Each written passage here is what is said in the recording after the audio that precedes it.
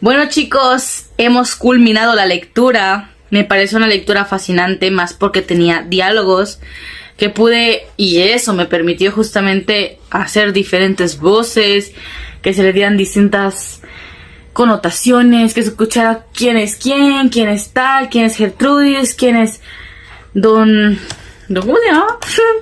Nombres bien raros, pero hubo muchas complicaciones respecto a muchas palabras. Vamos a comentar justamente de qué trata la lectura, cuáles son los puntos fuertes, cuáles son los puntos débiles, qué nos da a entender. Para empezar, en mi punto de vista, me pareció muy fascinante que haya diálogo, como ya lo comenté, porque eso me permitió dar una expresión más amplia a la lectura. Justamente esto de imaginar personajes, sensaciones, lugares, cómo fue que pasaron las cosas, cómo justamente proyecto la personalidad del padre como un padre que habla cantado, ¿sabes? Como una hija que habla medio así, la hermana pues un poquito tímida porque es una niña chiquita, la pilla. Entonces justamente es muy interesante que se pueda dar diferentes entonaciones para hacer énfasis en diferentes puntos de la historia. Esta historia nos cuenta justamente la historia de una mujer llamada Gertrudis, la cual pues estaba enamorada de Oscar. Oscar, un personaje respetuoso, un hombre con valores y culto, pero que en su momento, ¿sabes? Como que no pudieron tener nada. Ella esperaba justamente casarse con él, no se pudieron casar, que es algo muy triste. Y en la historia da un giro donde cambia a la versión de una amiga, donde esta amiga cuenta que le hacía muchas cartas a Gertrudis, justamente a la mujer que mencionábamos anteriormente.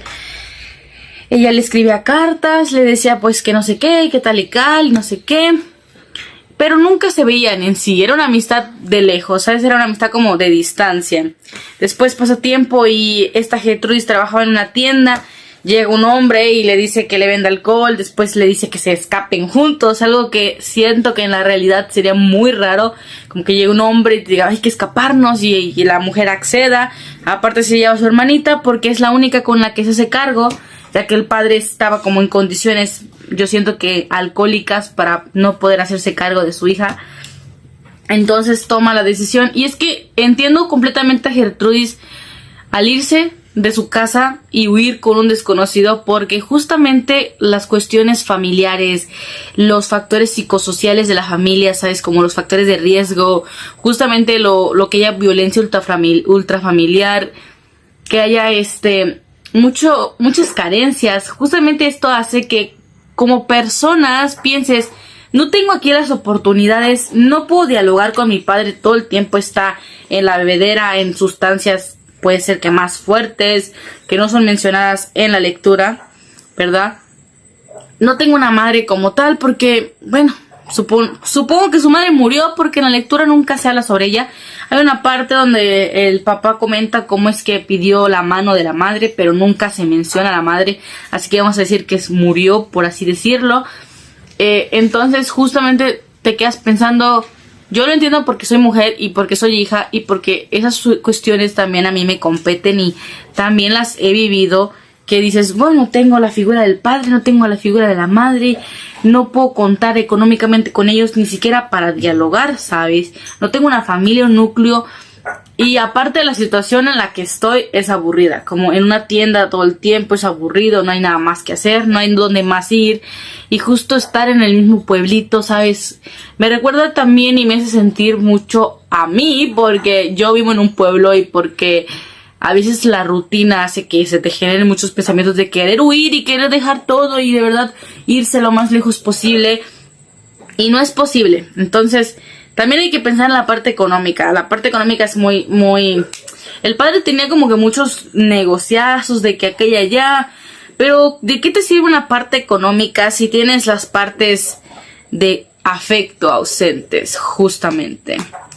Y de eso se trata. A mí, la verdad, sí me hace mucha conciencia esta lectura, porque es como, supongo que la gente que me está viendo va a entender, muchas veces las cuestiones familiares no son como uno quisiera. Puedes planear tu familia, pero a la hora de ejecutarla es totalmente diferente, porque entiendes, ya no soy un padre, ya no soy un padre que tenía una niña de 5 años, ahora soy un padre que tiene una adulta, que claro que va a crecer, que claro que va a mantener relaciones sexuales, y hay que entenderlo, porque aquí el padre muestra a la hija cuando tuvo relaciones sexuales con el tipo, con Juan Bautista, tuvo relaciones, muestra como ella, como un tipo de desprecio, muestra como mi hija ya no vale porque ya no es virgen, o mi hija ya no importa porque ya estuvo con un hombre.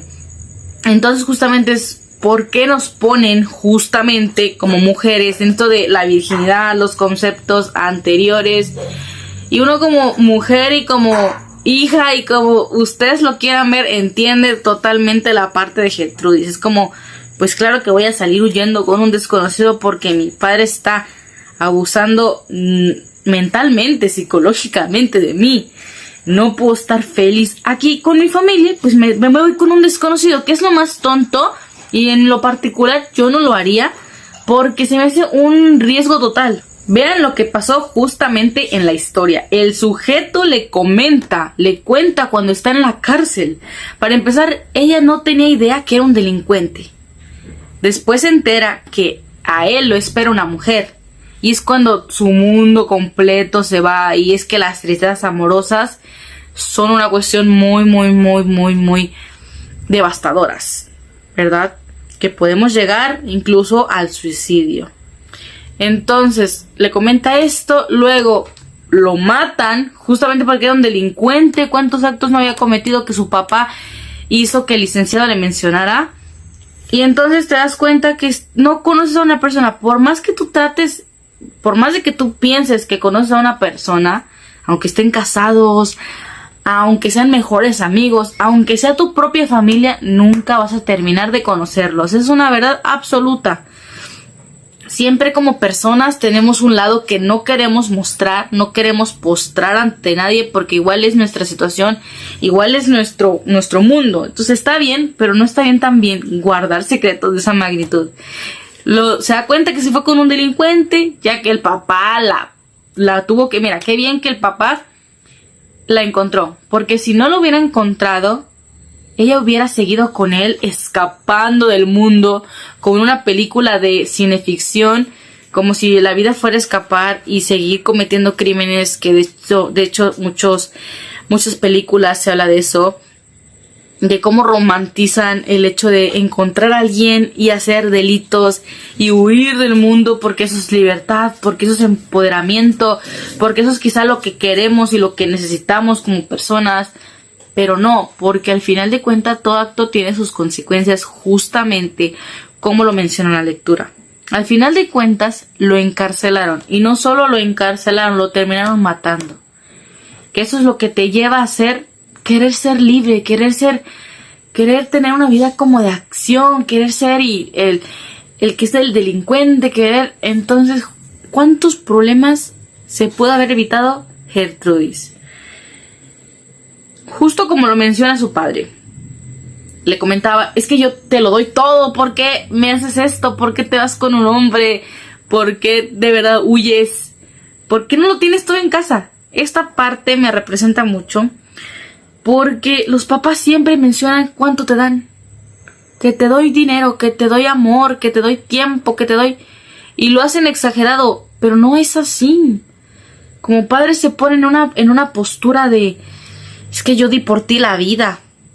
Pero justamente no caen en el 20 de que no te dejan vivir esa vida. Sí, tú me diste la vida y me estás dando justamente y me has hecho que me convirtiera en lo que soy. Pero ahora que yo quiero ya ser, no me dejas. Y ahora que yo quiero decir, no me dejas. Y es que no han entendido esa parte los padres. También como padres es muy importante entender que le diste la vida, pero que no eres dueño de su vida, ¿sabes?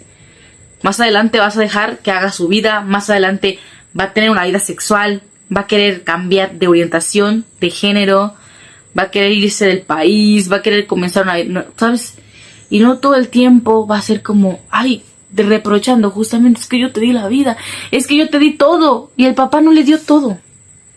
Porque sí, el papá tenía propiedades para mantenerla y el papá pudo haber sido un mejor padre. Y solo se llena la boca diciendo que le dio todo justo porque la mamá fallece, justo porque el papá las crió a las dos hijas como una madre y un padre a la vez, y con eso se llena la boca diciendo que el papá hizo todo. Y mira, yo entiendo esa parte completamente, porque piensan que con poquito dinero, poquito tiempo, o quizá con todo el dinero del mundo, medio tiempo que te están dando todo. Y no. El papá hace de que alusión de que te doy todo y de que no sé por qué me pagaste así, y es como, oye, ¿cómo quieres que tu hija te pague? No le das nada. Y es una parte muy egoísta de los papás, que siempre hagan énfasis en que te dieron la vida y que no te dejen vivirla, ¿no? Es como curioso. Y entiendo esa parte. También me pongo en la postura del papá, porque yo siento que cuando sea madre, si es que llego a hacerlo, pues yo quiero dar lo mejor para mi hija, para mi hijo. Quiero que estén en un factor, en un ambiente sano, que se relacionen con personas sanas, yo ser una persona sana, que mi pareja sea una persona sana, y que nuestro entorno, obviamente saliendo de nuestro núcleo, va a encontrar muchas cosas, pero ya con la educación y todo lo que yo le aporté, supongo que es más que suficiente. Pero a veces ni eso es suficiente, ¿sabes? Me pongo la postura del papá, es que yo te di todo, ¿sabes? Y a veces sí, los papás hacen tanto por nosotros que igual no lo entendemos, porque estamos en esto de, es que me pongo en el papel de la hija, de que, ay, es que la hija, ¿no? Pero el papá, ¿qué? El papá igual tuvo carencias en su niñez, y por eso es como es, por eso se muestra y se postra como una persona agresiva, como es que no, mi hija, mira, te vas a casar.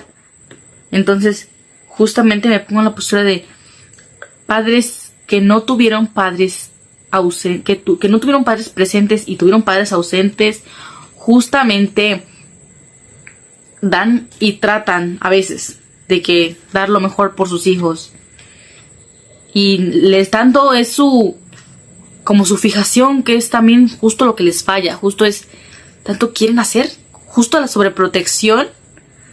Te sobreprotejo porque te quiero, porque a mí no me dieron protección mis papás, y eso es violencia. Igual el te descuido porque quiero que crezcas en tu mundo, en tu vida, no me quiero ver tan encimoso como padre, eso es violencia. Quieran o no, lo que hizo el papá de ella, de Gertrudis, es violencia. Darle mucho, darle poco es violencia. Tiene que haber siempre un intermedio.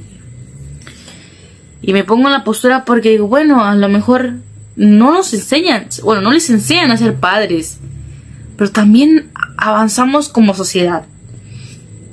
Ahora en la parte de la niña, de la hija, es como pudieron hablar.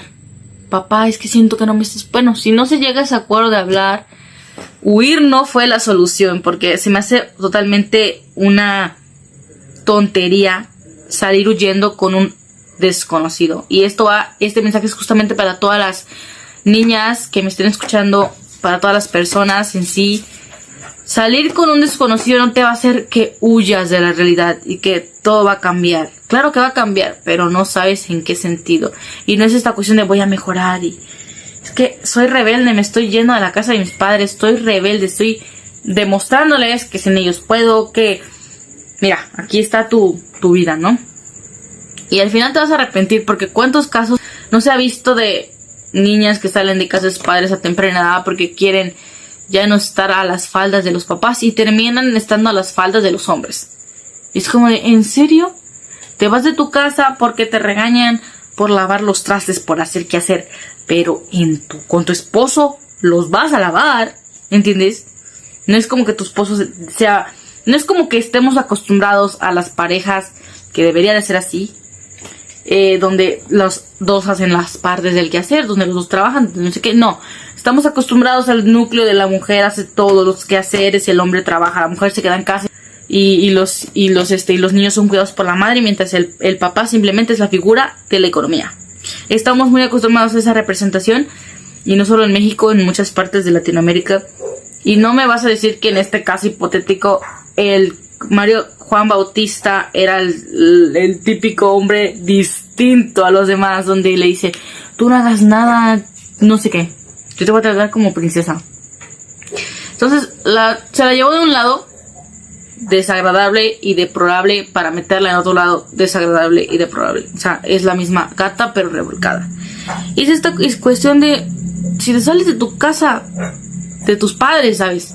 de las faldas de ellos, del mando de ellos, para que, con un hombre, para que tú pienses que vas a tener una vida de libertad, estás en todo lo incorrecto. Porque por lo menos yo, todos los casos que he visto de personas que salen de muchachas que salen de sus casas para irse con sus novios, terminan siendo las sirvientas de sus esposos, no sus parejas. O sea, literalmente son las mamás de sus esposos. Y es como de, te sales niña de 15 años de casa de tus papás, siendo una niña, ¿entiendes? Para no ver, ay, no sé qué, es que me hacen mal, es que termina siendo la mamá de un tipo mucho mayor de edad. Tú no tienes por qué su mamá. Y aparte la sirvienta. Porque sí, se convierten en madres. Y después se convierten en madres de otra persona. Porque ahora sí ya tienen hijos. Entonces como tengo que ser mamá de mi esposo y mamá de mis 3 hijos. Y aparte ser una sirvienta. Y es como todo el tiempo se ve con violencia. Y es que la verdad no entiendo esa cuestión. Por eso hago énfasis en esto. Porque cuando lo ves desde otra perspectiva y cuando lo ves que en las telenovelas dices, ay, es que, ajá, no me va a pasar. Cuando lo tienes de frente, de verdad te quedas pensando, me gustaría poder ayudar a estas niñas que están en peligro. Tienes 15 y ya estás con un bebé, con un hijo, conjuntada. Lo mejor es estudiar. Y si no hay economía para estudiar, tratar de trabajar, ¿sabes? Para poder tener economía para estudiar. Y si no hay, y si tú no quieres estudiar, pues trabaja y ya. Y si te quieres salir de la casa de tus papás, justamente como lo hizo Gertrudis, para liberarse y para no aburrirse, lo mejor sería conseguir un empleo y estar estable en un lugar. No que me voy con no que me voy con mi amiga. Al final de la lectura se fue a México con su amiga. Es como de, ¿por qué vas dando lata y revuelos como si fueras un alma en pena? Eso se me hizo muy desagradable, como va a darle lata a la amiga. También que sean amigas, pero justamente no se trata de ir a darle lata y meterle todos sus problemas a la pobre amiga. Le fue a contar que estaba triste y se ponía de luto, se ponía esta cosita negra de acá y que estaba muy triste porque, bueno, ya después entiendo que falleció, pero no fueron nada. Ahí también entra mucho la psicología en juego. Tienes que tomar terapia, tratar de hacer lo posible para tomar terapia, porque no era una persona estable, era una mujer estable. Le lloró a un muerto que ni siquiera la quería, que literalmente la secuestró.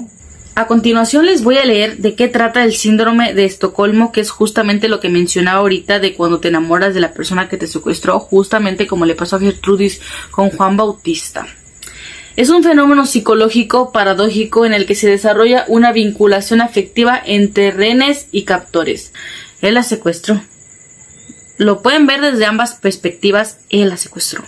Ella accedió, se enamoró, porque incluso le lloró cuando lo mataron, falleció.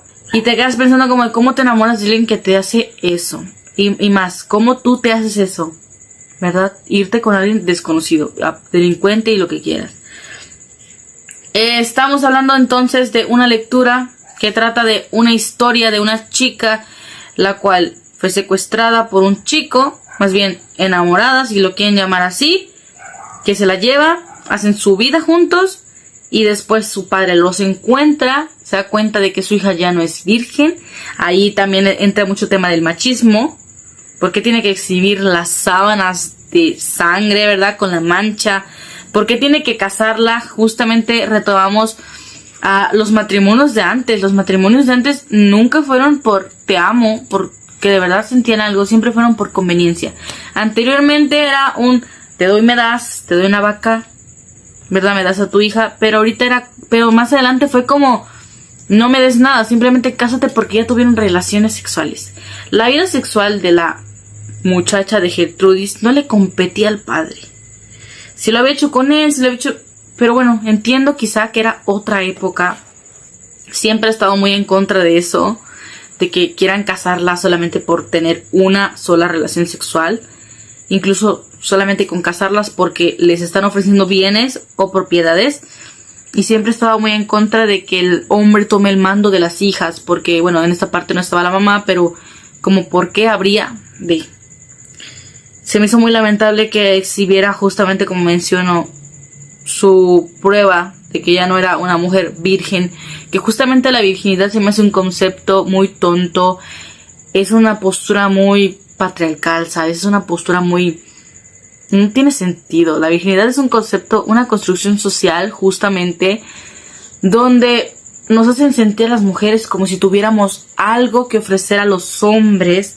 Y después de eso, y si no tenemos eso, no hay más. No hay como algo más o algo valioso. Entonces, era lo valioso de antes. Y me gusta que ahorita se esté rompiendo mucho tabú respecto a eso. Todavía se habla mucho del tema y todavía quedan muchos hombres donde dicen, es que la mujer virgen vale más que la que no es virgen y... Ajá. Es una construcción social. Ellos construyeron eso a base de lo que les enseñaron y justamente lo de la menstruación, lo de las relaciones sexuales, lo de los hijos, lo de las mujeres en sí que no pueden trabajar. Y por eso es que hay muchísimo machismo actualmente. Por este tipo de lecturas donde nos siguen reflejando como es que antes era. Porque bueno, a mí no me gustaría que los niños actuales escucharan esta lectura y dijeran, es algo normal, y normalicen el hecho de que se está hablando justamente de estos temas y los pasen sobre alto, ¿sabes? Por alto, ¿cómo me estás normalizando esto?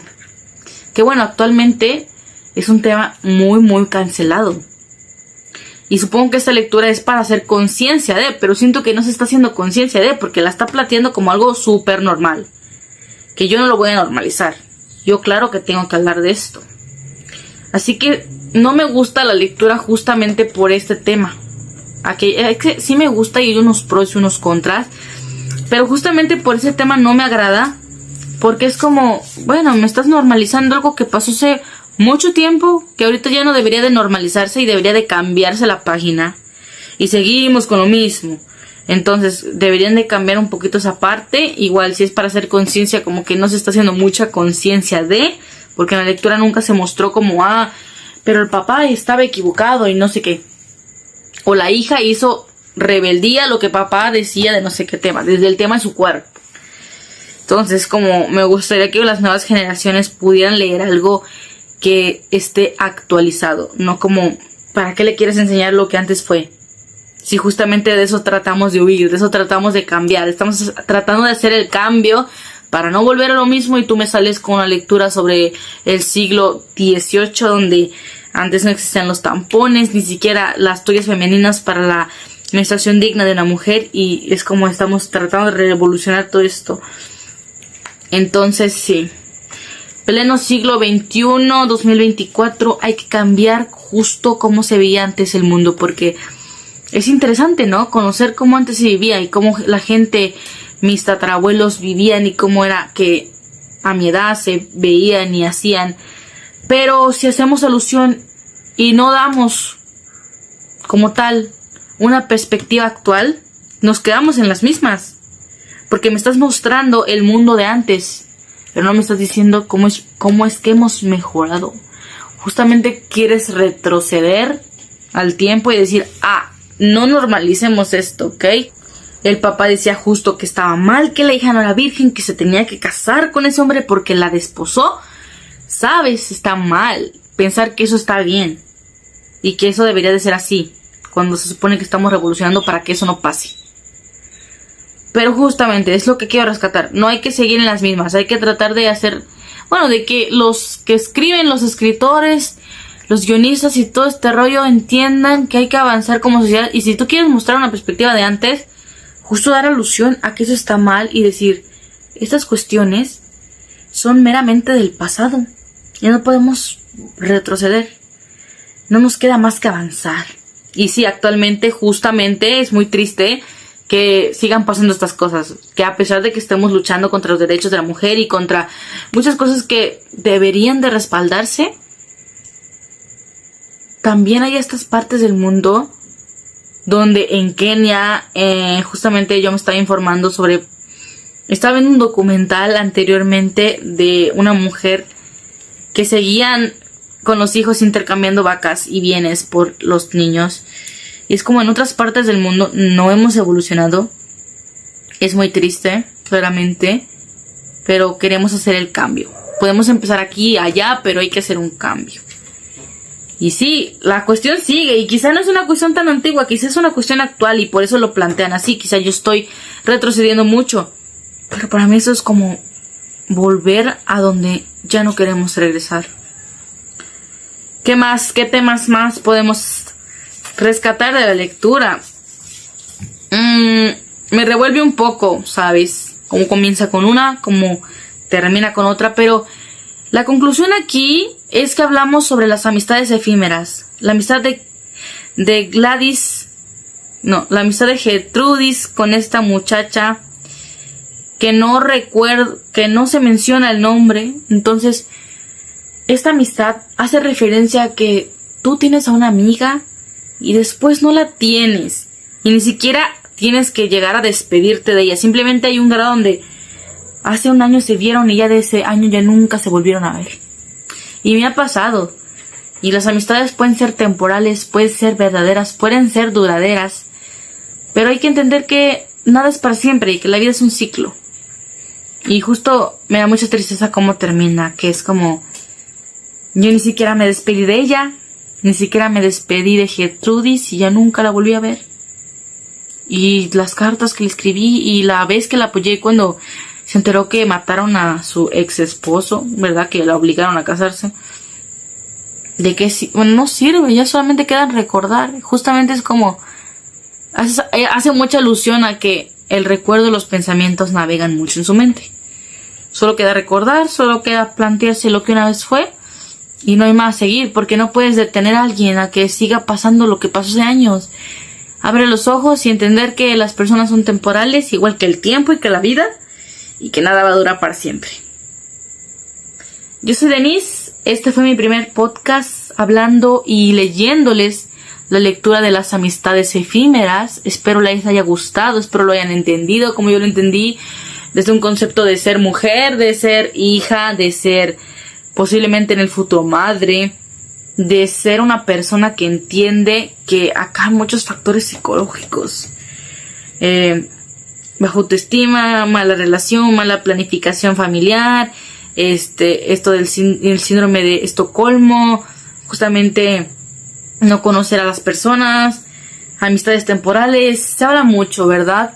Pero dime tú qué opinas aquí abajo en los comentarios de esta reflexión, de esta historieta. En lo particular me gustó. Si la tengo que calificar del 1 al 10 le daría un 6, porque menciono mucho esta cuestión de no hay que retroceder, hay que avanzar. Y sí, cerramos con este video despidiéndome, diciéndoles que es muy bonito leer, es cultivador y para la mente aprender, ¿verdad? Muchas palabras que aquí venían y yo no conocían. También entender la historia, hacerse muchísima imaginación. Las historias son imaginación, esto historia es narrativa. Justamente tienes que imaginarte, tienes que entender, tienes que proyectarte, ponerte en los zapatos de quien te quieras poner, verlo desde todas las partes posibles para entender y dar una buena conclusión. Y entender que nada es para siempre, nada es temporal. Justamente Gertrudis quería casarse con Oscar. Oscar jamás se casó con ella, se terminó casando con un extraño, Juan Bautista. Justamente el papá va por la hija, la niña chiquita llora, no sabe qué está pasando. Y eso, entonces las amistades son temporales, también las parejas, también las personas, también tú que me estás viendo. Y no queda más que decir, lee allá en casa, comprende y piénsalo 2 veces. Yo soy Denise, esto fue Las Amistades Efímeras y nos vemos en un próximo podcast.